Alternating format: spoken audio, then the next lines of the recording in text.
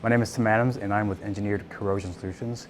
And in conjunction with installing a nitrogen generator, we have to install our oxygen removal vent. First thing we want to do is make sure the vent is installed in the correct position. In the correct position, the Y strainer always has to be pointing towards the floor. Some parts we have, the major parts of our vent are, it comes in, goes to a quick connect, a Y strainer, a float, a filter, a back pressure regulator, and a restricted orifice.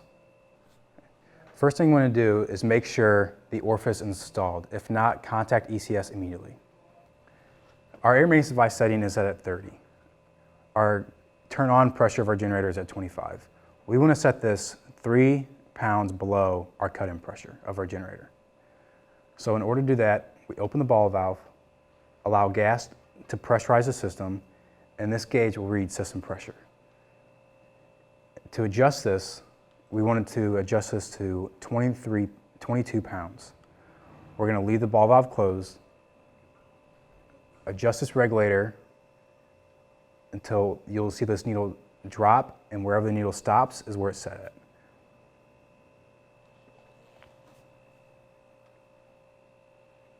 Repeat this process until the gauge is at your desired pressure. In our case, 22 pounds.